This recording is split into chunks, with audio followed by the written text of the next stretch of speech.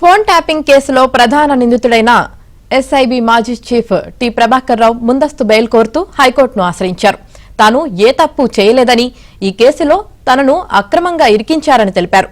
30 ఏళ్లకు పైగా పోలీస్ అధికారిగా వివిధ హోదాల్లో అత్యంత అంకిత భావంతో పనిచేశానని, చట్టవిరుద్ధంగా ఏ పని చేయలేదని పేర్కొన్నారు. వామపక్ష తీవ్రవాదం, ఇస్లామిక్ టెర్రరిజంను కట్టడి చేయడంలో తాను కీలక పాత్ర పోషించినట్లు తెలిపారు. తన సర్వీస్ మొత్తంలో రాష్ట్ర ప్రభుత్వం నుంచి పలుమార్లు ప్రశంసలు అందుకోవడమే కాకుండా తన ప్రతిభను కేంద్ర ప్రభుత్వ ఏజెన్సీలు సైతం కొనియాడాయని పేర్కొన్నారు. తాను క్యాన్సర్తో పాటు కోవిడ్ కారణంగా గొంతు, ఊపిరితిత్తులకు సోకిన ఇన్ఫెక్షన్తో బాధపడుతున్నట్లు తెలిపారు.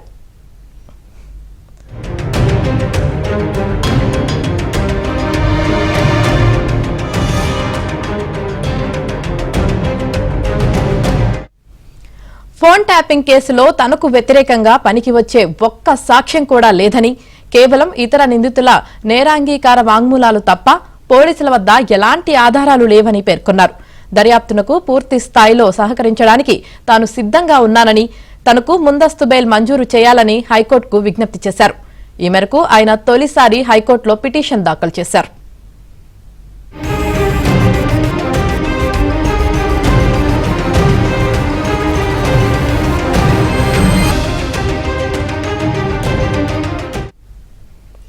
ఫోన్ ట్యాపింగ్ కేసులో ప్రధాన నిందితుడైన ఎస్ఐబి మాజీ చీఫ్ టి ప్రభాకర్ రావు ముందస్తు బెయిల్ కోరుతూ హైకోర్టును ఆశ్రయించారు.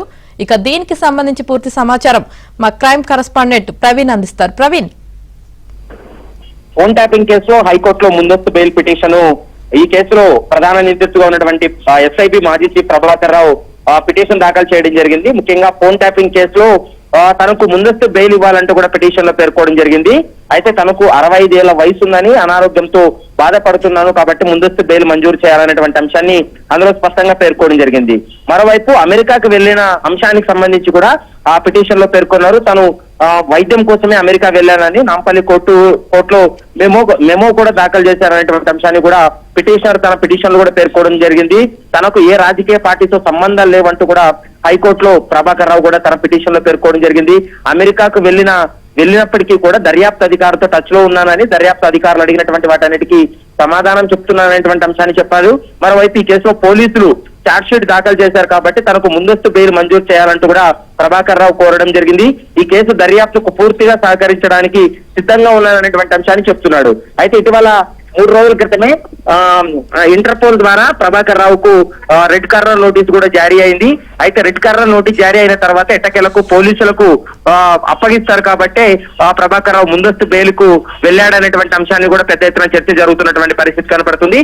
దీనిపైన సోమవారం రోజు తెలంగాణ హైకోర్టు ముందస్తు బెయిల్ మంజూరు చేయబోతుందా, లేకుంటే పిటిషన్ ను డిస్మిస్ చేయబోతుందా అనేది మాత్రం చూడాల్సినటువంటి అవసరం ఉంటుంది. ఆమెని రైట్, థ్యాంక్ యూ ప్రవీణ్.